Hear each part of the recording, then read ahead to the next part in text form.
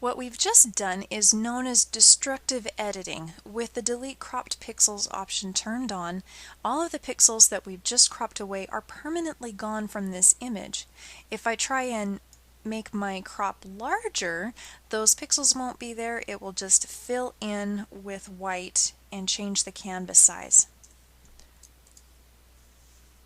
You'll notice also over here my layers, there is a single layer. It's called background and the word is italicized. This indicates that this is a flattened image, and if I just saved it and closed it, it would be the JPEG.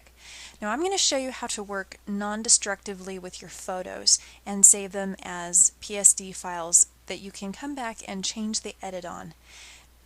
To do this, let's go back to the very beginning with this photo. So I have my history panel open and I'm just going to click at the top snapshot, which takes me back to where we were.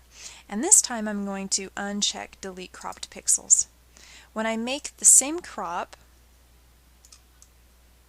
and push enter, you'll notice that the layer has now changed its name. It's now called layer 0, and that indicates that this is now needing to be saved as a Photoshop file. And in fact, if I hit Command S to save, it will try and save it as a Photoshop file instead of just saving it over my JPEG. It's useful to keep the original version of your photo. Now, obviously you don't want to do this to every photo that you edit or you will have the most massive photo library ever, but maybe for those special photos or even just while you're working with it for a little while and then come back and clear out your old PSDs and just save a JPEG copy.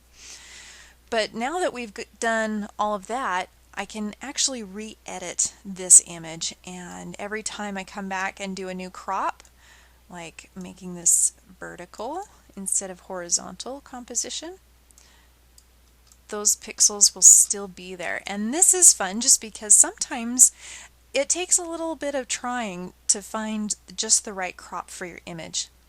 One of the things to keep in mind when cropping is that you don't make more pixels by doing this. You're taking away pixels.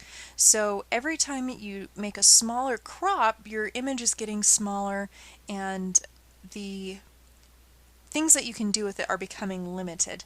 So if before I was able to print an 8.5 by 11 with that whole picture, now it'll only fill, a third of that size.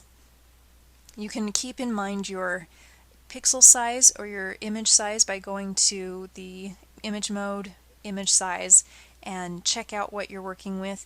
This example photo is really low resolution. I wouldn't actually be printing with this.